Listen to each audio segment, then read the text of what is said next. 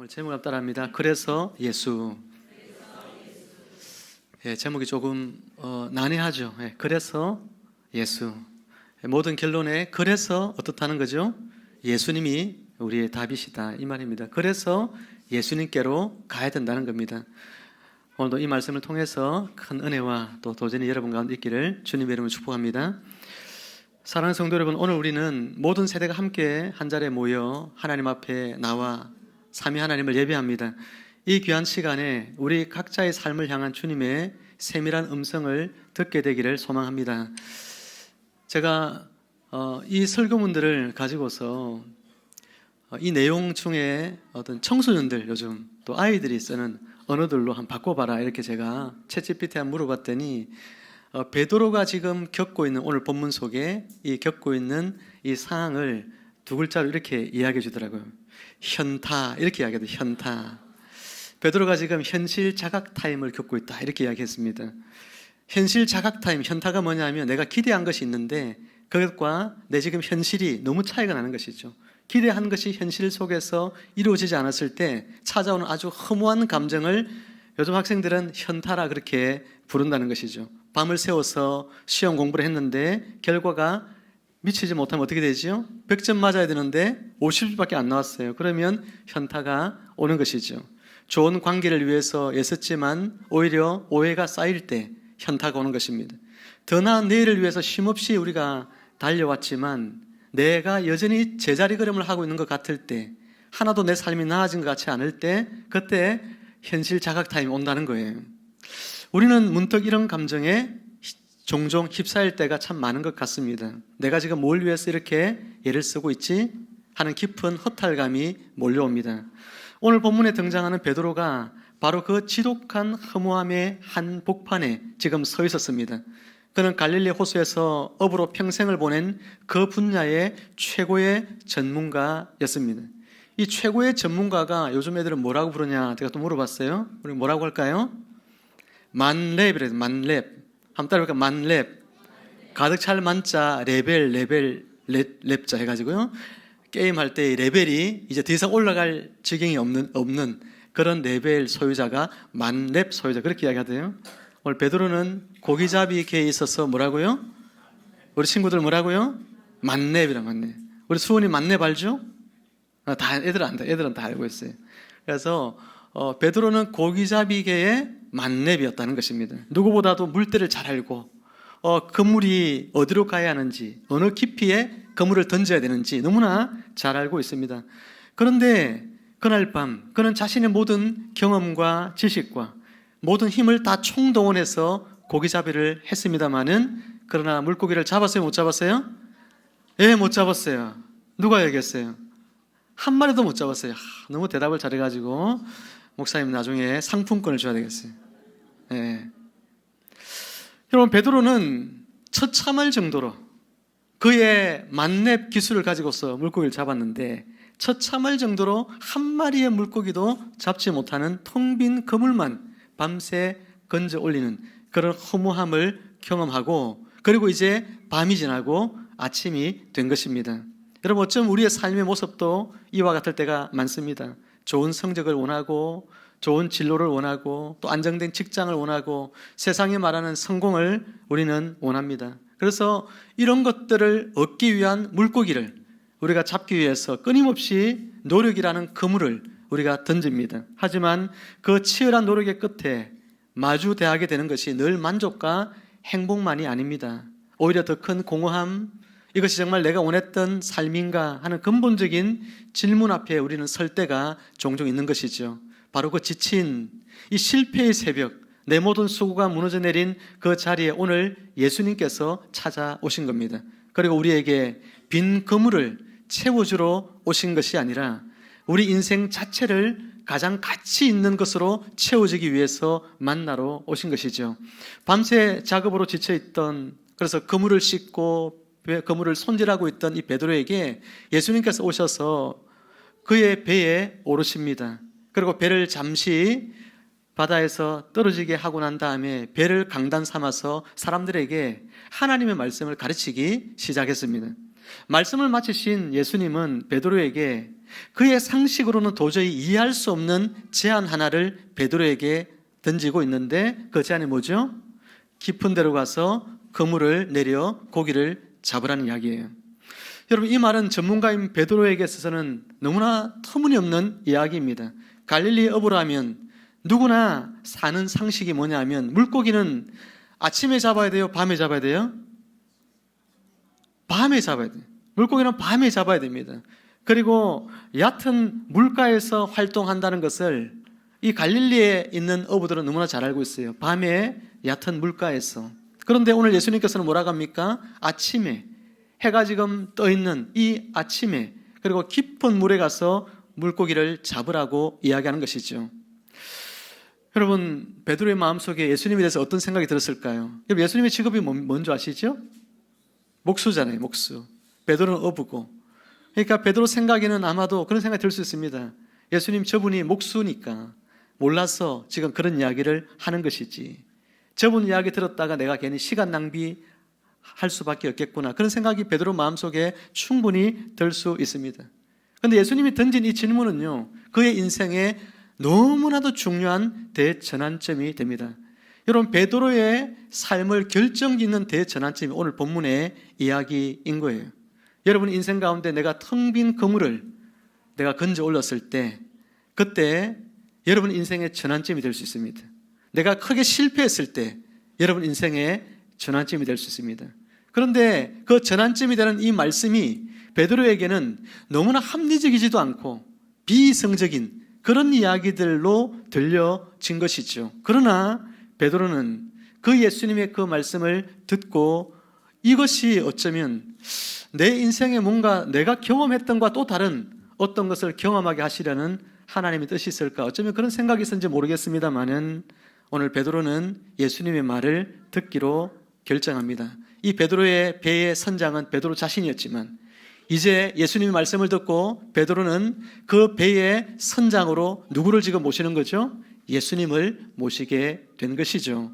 그리고 예수님께 이 모든 운명을 맡깁니다. 예수님은 그에게 마치 이렇게 말씀하는 것 같습니다. 깊은 데로 가서 그물을 내려라. 이렇게 말씀하실 때 내가 이제 너의 배의 선장이 되어줄게. 그리고 나를 믿고 한번 나아가 보지 않을래? 이렇게 예수님께서 마치 베드로에게 말씀하고 있는 것 같습니다. 여러분 인생의 깊은 어두운 밤을 지나고 빈 그물로 아침을 맞이하는 순간이 찾아올 때, 그때 여러분 인생의 대전환점이 될 수 있음을 기억하고 예수님께서 여러분에게 무엇을 말씀하시는지 귀 기울여 한번 들어보시면 좋을 것 같습니다. 배우 하이라 씨를 여러분 아실지 모르겠는데 제가 자라올 때는 하이라 씨가 저하고 거의 나이대도 비슷한 또래고 해서 너무나 참 유명한 그런 배우였죠. 여러분 최수종 씨 아시잖아요, 그죠? 최수종 씨 하면 우리나라 대하 드라마계의 거의 왕이잖아요. 왕으로 많이 나오잖아요. 대하 드라마 예전에 하면 50회씩 하는 대하 드라마, 그게 왕으로 많이 나오는 인물이 최수종 씨인데 그 부인이지 않습니까? 그런데 이 하이라 씨가 그렇게 젊은 날 많은 것들을 이루었고 또 아주 훌륭한 배우와 결혼을 했습니다. 그런데 결혼을 해서 이제 그렇게 그리던 아이를 갖기를 원했는데 아이를 가졌어요. 이 아이를 가졌는데 얼마 지나지 않아서 아이를 유산합니다. 너무나 큰 낙심이 되었겠죠. 그리고 또 하늘의 뜻이 있어서 또 아이를 갖게 됩니다. 근데 또 아이를 또 유산합니다. 또 아이를 또 갖게 됐는데 아이를 또 유산했어요. 그리고 또 아이를 가졌는데 어떻게 됐을까요? 또 유산했어요. 아이를 4번이나 유산했습니다. 얼마나 여러분 이 여자분들이 아이를 가지고 싶은 마음들, 그리고 아이를 이 내 뱃속에서 그 아이가 하루 있었던 한 달 있었던 이게 있다는 것이 얼마나 그 모성으로서의 느끼는 그 감정이 큰지 모릅니다. 그런데 그 아이를 잃어버렸을 때 그 상실감이 얼마나 클까요? 그런데 하이라 씨는 그 인생의 송두리째, 그 인생이 무너지는 것 같은 그 순간에 그때 하이라 씨 이런 나중에 고백을 합니다. 한 인터뷰에서 모든 것이 내 뜻대로 될 것이라고 생각했습니다. 하지만 아이를 잃는 고통 속에서 제 능력으로 할 수 있는 것이 아무것도 없다는 사실을 깨달았습니다. 그때 비로소 저는 무릎을 꿇고 하나님을 찾기 시작했습니다. 하이라 씨의 고백이에요. 손에 모든 것을 다 쥔 것 같을 때, 그러나 그가 그의 인생에 빈 그물로 들어 올려지는 자기의 삶을 마주했을 때, 그녀는 비로소 내 인생이 내 마음대로 되는 것이 아니고 하나님의 은혜가 있어야 되는구나, 그것을 깨닫습니다. 내 인생의 주인이, 내 인생의 배의 이 주인이, 선장이 내였던 삶에서 이제 예수님에게로 내 인생의 배의 주인을, 선장을 맡게 되는 거예요.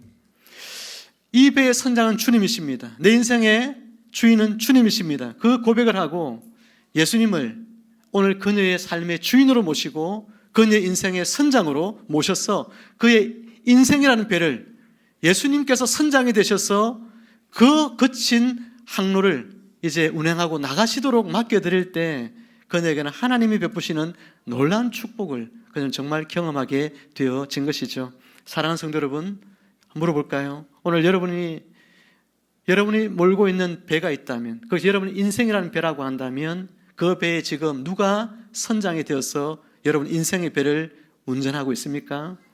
여전히 여러분의 경험과 지식입니까? 여러분의 계획입니까? 그것이 절대적으로 어디로 갈 것인지, 무엇을 할 것인지 결정하는 데 있어서 지대한 영향을 끼치는 것이 여러분 자신의 생각이라고 한다면 그것을 이 시간 내려놓으시기를 주님의 이름으로 축복합니다. 우리 주님은 우리에게 찾아와서 우리의 지친 어깨를 감싸 안으면서 말씀하실 거예요. 많이 힘들었지. 이제 그 운전대를 내게 맡겨주지 않겠니? 주님께서 여러분에게 말씀합니다. 주님을 내 인생의 선장으로 모실 때 우리의 삶은 비로소 방황을 멈추고 그리고 가장 안전하고 행복한 항해를 시작하게 될 줄로 믿습니다. 주님은 비상식적인 제안 앞에서 베드로는 잠시 망설였을 것입니다. 하지만 그는 이내 대답합니다. 선생님, 우리들이 밤이 새도록 뭐 했죠? 밤이 새도록 수고하였지만, 그래서 잡은 것이 없지만 내가 무엇을 의지하여? 말씀을 의지하여 무엇을 내려요? 그물을 내리리다. 여러분, 베드로가 자기의 상식을 붙들었으면 절대로 말씀을 의지하여 그물을 내릴 수 없습니다. 그런데 예수님을 붙들었고 그분의 말씀을 붙들었기 때문에 그는 너무나 비상식적인 것 같은 이 행위를, 깊은 곳에, 그것도 아침에 그물을 내리는 이 행위를 하게 된 것이죠. 베드로의 이 고백은 참으로 위대한 전환입니다. 나는 밤새도록 노력했지만 실패했습니다라는 처절한 현실을 인식함과 동시에, 하지만 당신의 뜻을 이제부터는 따르겠습니다, 순종의 결단이 그에게 함께 하고 있습니다. 그는 자신의 한계를 정직하게 인정했습니다. 그리고 실패의 자리에서 자신의 지식이나 경험이 아닌 주님의 말씀을 선택했는데 이것이 바로 믿음인 것이죠. 여러분, 믿음은 내 경험, 내 상식의 한계를 뛰어넘는 것입니다. 그리고 주님의 말씀을 신뢰하고 발을 내딛는 용기가 바로 믿음인 거예요. 오늘 여러분에게 이런 믿음이 있기를 주의 이름으로 축원합니다. 베드로는 말씀에 의지하여 그물을 내렸습니다. 그 결과 배에 두 척 가득 채울 만큼 엄청난 기적이 일어났습니다. 그러나 여기서 주목해야 될 것은 이 사건의 목적이 여러분 베드로를 부자업으로 만들어주는 것이 아니라는 거예요. 여러분, 우리가 기도할 때에, 내 인생의 실패를 만났을 때에 종종 기도하는 것이 이 실패를 딛고 성공하게 해주세요, 하나님. 이 가난을 딛고 성공하게 해주세요. 나에게 하나님 물질적인 축복을 주세요. 이런 기도를 우리가 하게 되는 그런 모습을 보게 되는데, 베드로는 지금 이 실패를 통하여서 예수님이 그의 인생에 주고자 했던 것은 그에게 또 다른 성공을 주려고 예수님께서 그에 찾아오신 것이 아니라는 이야기입니다. 그를 갈릴리 바다에서 가장 어떤가는 부자업으로 만들어 주려고 하는 것이 아니라는 거예요. 여러분, 이런 생각을 다 내려놓아야 됩니다. 내가 예수 믿고 하나님 이 대한민국에서 제일 부자로, 아니 이 수안동에서 적어도 제일 부자로 하나님 되게 해주십시오, 이런 기도, 이런 기도 여러분 내려놓아야 됩니다. 예수 믿고 우리가 성공하기를 바라는 것, 그것 올바른 기도가 아니에요. 예수님께서 이 기적을 통해서 베드로에게 뜻하신 것이 뭡니까? 그것은 베드로가 예수님이 누구신지를 분명하게 알기를 원했어요. 그리고 그 예수님이 누구신지를 분명히 알았으니 이제는 주님 되시는 그분의 말씀에 내가 순종하며 무엇을 말씀하시든 내가 그분의 길을 따라가리라. 예수님의 말씀의 길을 따라가리라. 이것이 얼마나 복된 것인지를 베드로가 이 사건을 통하여 경험하게 되어진 것입니다. 예전에 민족사관고등학교라고 하는 아주 유명한 학교가 있었죠. 민족사관고등학교, 여러분 아시죠? 민족사관고등학교 출신들이 엄청나게 거의 많은 학생들이 졸업하면 외국에 아주 유명한 그런 대학에 입학을 합니다. 그래서 더 유명해진 그런 학교인데, 민족사관고등학교를 졸업하고 조기 졸업을 했어요. 그리고 여러 책과 방송을 통해서 잘 알려진 하가람이라는 학생이 있습니다. 그의 간증이 예전에 기독교 방송을 통해서 전해진 적이 있는데, 하가람 양은 치열한 학업이라고 하는 이 경쟁의 현장 속에 있었습니다. 학교에서. 무엇을 위해 살았을까요? 이 공부를 왜 하죠? 이 공부를 통해서 내 인생을 성공하기 위해서 공부를 하던 학생이었습니다. 그녀의 목표는 오직 단 하나, 명문대학에 진학하는 것입니다. 공부가 삶의 전부였기 때문이죠. 하지만 극심한 스트레스에 시달리기 시작합니다. 공부에 대한 압박감에 너무나 마음이 공허해지기 시작합니다. 그녀의 영혼은요, 갈수록 텅 빈 그물과 같이 공허함으로 가득 채워져 갔습니다. 그러다 어느 날 수련회에서 인격적으로 예수님을 만납니다. 그리고 나를 사랑하사 나를 위하여 자기 자신을 버리신 하나님의 아들 예수 그리스도라는 그 고백이 들려지는 순간에, 이 고백이 나를 사랑하사 나를 위하여 자기 자신을 버리신 하나님의 아들 예수, 그것이 자기 심장에 확 박혀버렸어요. 그때부터 그녀의 삶의 목적이 뒤바뀌기 시작합니다. 어떻게 하면 더 높은 점수를 받을까가 그녀의 인생의 가장 중요한 이슈였지만 이제는 바뀌었어요. 어떻게 하면 나를 위해 죽으신 예수님을 위해서 살까? 그것이 그 다음부터 생겨난 그녀의 인생의 목표였습니다. 명문대학 진학이라는 꿈을 내려놓았습니다. 하나님의 영광을 위해서 살기로 결단하면서 주변의 만류에도 불구하고 다른 진로를 선택하여 갑니다. 대단히 용기 있는 저는 결단이라 생각합니다. 여러분, 세상의 기준으로 보면 어떨까요? 이 학생은 실패한 것이죠. 세상의 기준으로 보면 그녀가 그래 꿈에도 그리던 학교로 갈 수 있는데도 그 길로 가지 않은 이 여인의, 이 학생의 결정이 굉장히 어리석어 보이기까지 합니다. 하지만 하가람 양은 이 순종을 통해서 비로소 세상에 줄 수 없는 참된 자유와 기쁨을 확신하게 되었다고 이야기합니다. 내 인생의 진정한 목표, 목적을 내가 그리며 그것을 위해서 살아가는 인생이야말로 내 인생에 참된 보람과 기쁨을 준다고 고백하고 있는 것이죠. 여러분, 그렇다면 지금 여러분의 삶에서 순종하기 가장 어려운 예수님의 말씀은 무엇일까요? 어쩌면 훨씬 더 현실적인 문제일 겁니다.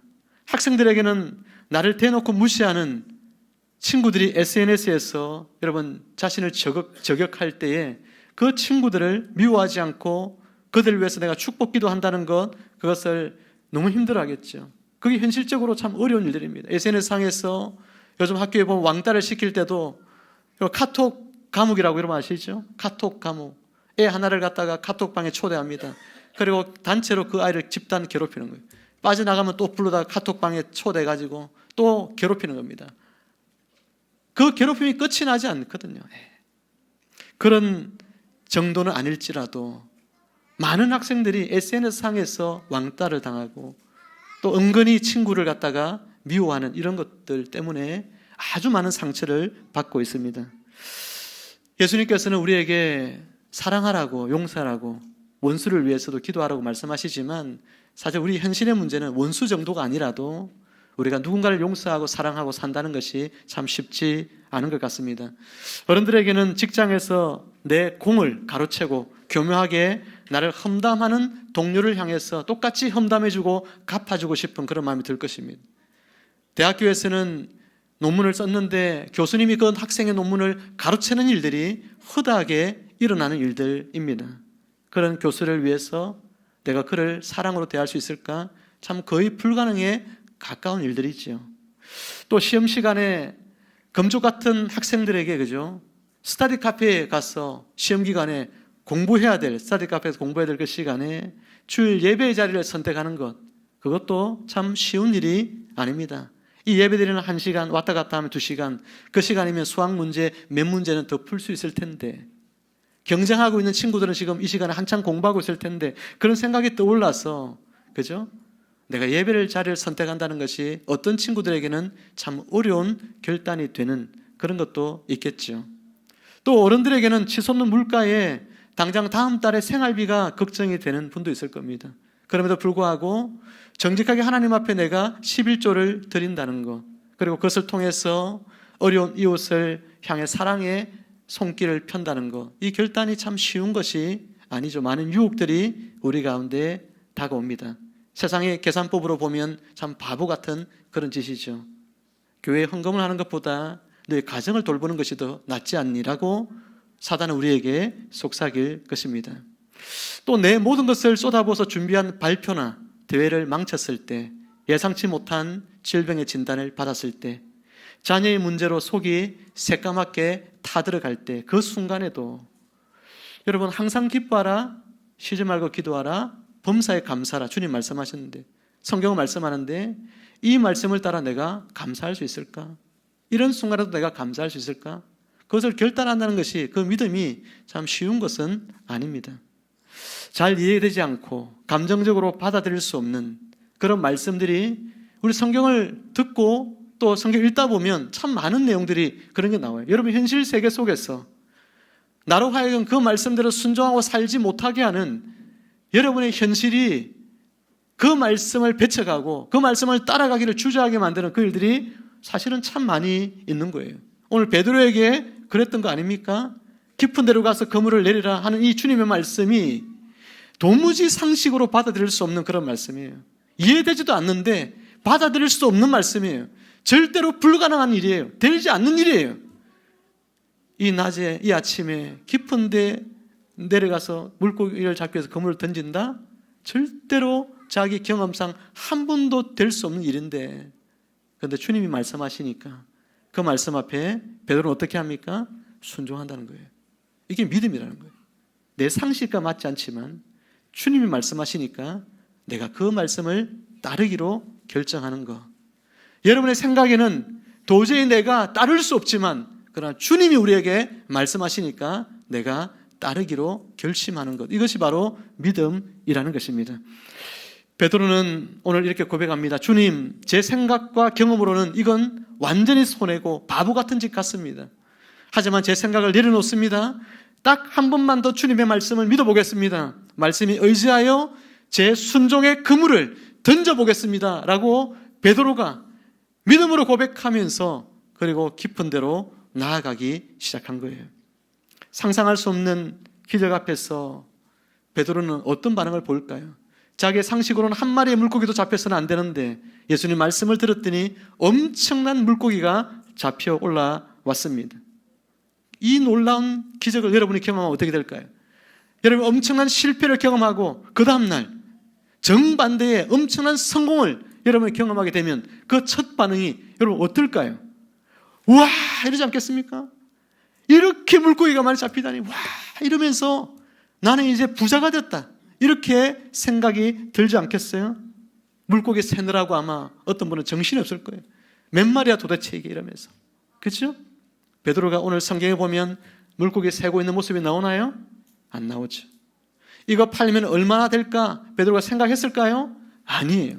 베드로가 제일 먼저 한 일이 뭘까요? 이 엄청난 물고기 떼가 걷어 올려지는 것을 보고 난 뒤에 베드로가 한 일이 뭡니까? 예수님의 앞에 무릎 꿇고 엎드립니다. 그리고 예수님께 이렇게 말씀하고 있죠. 우리 8절 말씀 같이 한번 읽어볼까요? 8절입니다. 우리의 고백을 담아서 같이 한번 고백하면 좋겠습니다. 시작. 시몬 베드로가 이를 보고 예수의 무릎 아래에 엎드려 이르되 주여 나를 떠나소서 나는 죄인이로소이다 하니 아멘. 베드로는 이 엄청난 일을 가능케 하시는 분이 바로 주님이심을, 하나님이 보내신 구원자이심을 이 사건을 통하여 깨닫게 되어졌습니다. 그는 압도적인 이 은혜를 받고 이 은혜 앞에서 밤새 자기 힘을 믿고 불평했던 자신의 교만함과 그리고 초라함을 깨닫게 되었을 것입니다. 진정한 복은 더 많은 것을 소유하는 것이 복이 아니라 하나님 앞에서 나의 진짜 모습을 발견하고 그분의 은혜를 경험하는 것이 복이구나 하는 것을 베드로는 깨닫게 됩니다. 그리고 베드로는 그 순간에 예수님께서 그에게 들려주시는 말씀이 이제는 그의 인생과 운명을 바꾸는 말씀이 되어집니다. 그것은 바로 무수하지 말라. 이제후로는 네가 사람을 취하리라 그렇게 말씀합니다. 무수하지 마라. 예수님은 베드로에게 네가 더 많이 고기를 잡을 수 있는 방법을 내가 가르쳐 줄게 그렇게 하기 위해서 오신 것이 아니라 물고기만 잡으며 살던 그의 인생을 절망과 죄의 바다에서 허우적거리는 영혼을 건져내는 사람을 낚는 어부가 되는 훨씬 더 위대한 삶으로 그를 부르시기 위해서 예수님께서는 베드로에게 이날 찾아오신 것입니다. 베드로의 빈 그물은 베드로를 이 영광스러운 부르심의 자리로 이끌기 위한 하나님의 은혜로운 초대장이었습니다. 사랑하는 여러분, 여러분 인생의 빈 그물이 여러분 앞에 놓여질 때 밤이 새도록 수고했던 여러분의 모든 수고가 허무하게도 하나도 소득이 올라오지 않고 빈 그물만 건져지는 밤이 있다면 한번 생각해 보십시오. 내 인생에 왜 이런 날이 왔을까? 그것이 바로 주님께서 오늘 베드로를 향하여 영광스러운 초대를 하시는 것처럼 여러분을 향한 주님의 초대장일 수 있습니다. 이 설교의 가장 중요한 결론이 11절에 나오는데 11절 말씀을 제가 읽어드립니다. 그들이 베드로를 육지에 대고 모든 것을 버려두고 예수를 따르니라. 여러분 놀라운 반전이죠. 베드로는 평생을 꿈꾸었던 꿈이 있다면 이 갈릴리 일대에서 제일 가는 어부가 되었어, 그죠? 여러 척의 지금도 배가 여러 척이 있지만 더 많은 배를 두고 그리고 이 갈릴리 바다에서 자신을 가장 부자로서 성공하기를 바랬던 삶이 베드로 인생의 목표였을 것입니다. 그런데 자신 앞에 지금 이렇게 어마어마한 물고기가 잡혀 있는데도 불구하고 베드로는 그 물고기만 버려둔 것이 아니라 그 인생의 전부와도 같았던 배도 버려두고 누굴 따라갑니까? 예수님을 따라가요. 있을 수 없는 일이죠. 자신의 인생에 가장 소중한 것, 내 인생에 가장 가치 있다고 여겨왔던 이 배와 그물을 버려두고 예수님을 따라갑니다. 사랑하는 성도 여러분, 왜 베드로는 그렇게 했을까요?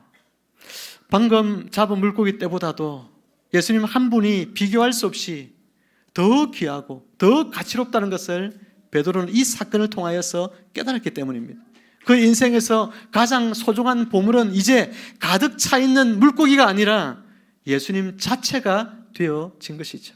이 예수님이 하나님의 아들이, 이 예수님이 구원자이신, 이 예수님이 메시아이심을 베드로가 깨달았기 때문에 이 예수님을 따라가는 것, 그분이 나에게 맡겨주신 새로운 삶을 내가 사는 것이 내 인생의 성공이고 이것이 나에게 가장 큰 축복임을 베드로는 깨닫게 되어진 것입니다.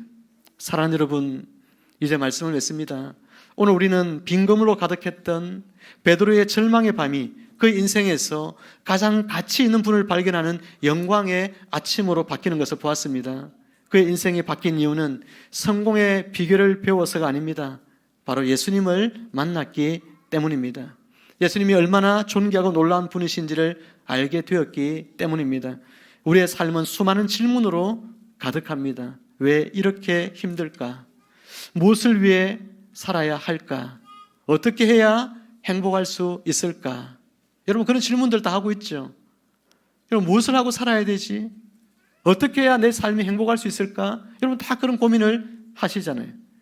그런 고민에 여러분 답을 찾기 위해서 열심히 밤새도록 뭐합니까? 여러분은 그물을 던지고 또 던지고 계시잖아요. 더 좋은 성적을 얻기 위해서, 더 좋은 대학을 들어가기 위해서, 더 많은 돈을 내가 벌기 위해서, 더 높은 지위에 오르기 위해서. 여러분 그러나 그 모든 노력의 끝에서 우리는 종종 베드로와 같이 빈 그물을 마주합니다. 그리고 바로 그 자리에서 그 모든 질문에 대한 유일하고도 최종적인 대답을 만납니다. 그래서 예수입니다. 내 실패의 자리에도 찾아오시는 분, 그래서 예수, 그분이 해답입니다. 내 상식을 뛰어넘어서 역사하시는 분, 그래서 예수입니다. 내 죄를 포기하시고 용서하시는 분은 누구입니까? 그래서 예수입니다. 내 인생의 목적을 완전히 새롭게 하시는 분은 그래서 예수입니다. 그래서 그분 앞에 나가는 거예요.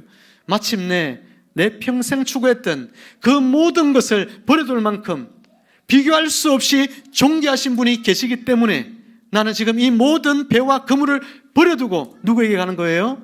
예수님에게 가는 것입니다. 여러분 인생의 가장 위대한 목적, 여러분의 심장을 뛰게 하고 여러분의 삶을 새롭게 살게 할 바로 그 한 분이 있다면 그분이 예수님이 되시기를 주님의 이름으로 축복합니다. 이번 한 주 동안 세상 속에서 다시금 여러분의 그물을 던질 때 기억하십시오. 우리의 목표는 더 큰 물고기, 더 많은 물고기를 잡는 것이 아니라는 것을, 우리와 함께 배에 타고 계신 예수님 그분이 우리의 삶의 목적입니다. 그분 한 분만으로 만족하며 살아가는 것이 우리의 가장 큰 기쁨이며 행복입니다. 이 은혜가 저와 여러분 모두의 삶에 가득한 한 주간이 되기를 주님의 이름으로 축원합니다. 기도하겠습니다. 사랑과 은혜의 하나님, 오늘 말씀을 통해 우리 인생의 모든 질문과 노력의 끝에 결국 예수님만이 유일한 해답이심을 깨닫게 하시니 감사합니다. 텅 빈 그물 같았던 우리의 삶에 찾아오셔서 선장이 되어주시고 내 모든 것을 버려둘 만큼 가장 가치 있는 분이 되어주셔서 감사합니다. 이제 세상의 것을 쫓던 우리의 시선을 돌려 오직 주님만 바라보게 하시고 주님의 말씀에 순종하는 기쁨으로 한 주를 살아가게 하여 주옵소서. 우리 각자의 삶의 자리에서 예수님을 최고의 가치를 여기며 살아가는 사람 낚는 어부가 되게 하여 주옵소서. 우리 주 예수 그리스도 이름으로 기도드리옵나이다. 아멘.